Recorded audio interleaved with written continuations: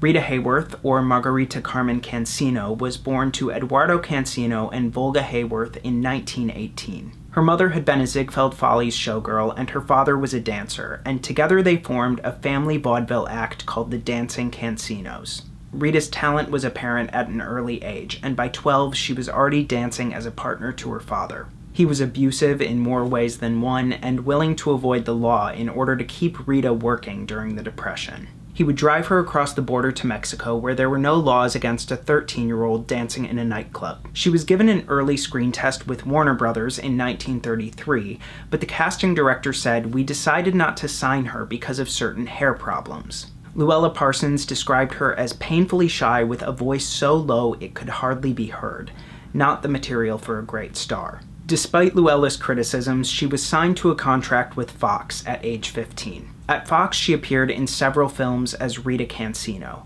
The parts were small, she didn't say much, but when she danced, she was captivating. When Daryl Zanuck took over at Fox, Rita Cansino was fired, and she was determined to show them they had made a mistake. At this point, a man named Edward Judson stepped in as a sort of manager with romantic intentions. He had been a car salesman and had a little bit of money from oil. The two married when she was 18 and he was 40. Judson was able to get her the career she wanted. He negotiated a new studio contract with Columbia, and Harry Cohn offered her $250 a week as long as she changed her name. Otherwise, she would be stuck in exotic roles. She took her mother's maiden name, and the real work of creating Rita Hayworth began. The studio still had a problem with her low hairline, and the head stylist recommended electrolysis, a painful process that would remove one follicle at a time. Judson paid $10 for each treatment, and it took 2 years to finish raising her hairline. In the meantime, she was put on a restrictive diet to change her shape. The couple focused on her career as they lived out of a small house with little furniture. All of the money was spent on renting gowns and jewelry, taking her to the best clubs and restaurants, and hiring a press agent that would get her name out.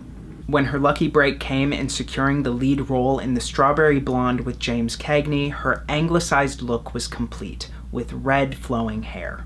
Columbia didn't hide their star's transformation, they actively promoted it. By 1940, there were 12,000 photos and 3,800 stories in circulation about the new Rita. Edward Judson had created a star that was too big for him to control, and she divorced him in 1942. He demanded $30,000 for his time and services in creating her. She refused, but admitted he gave it everything he had, and his efforts paid off.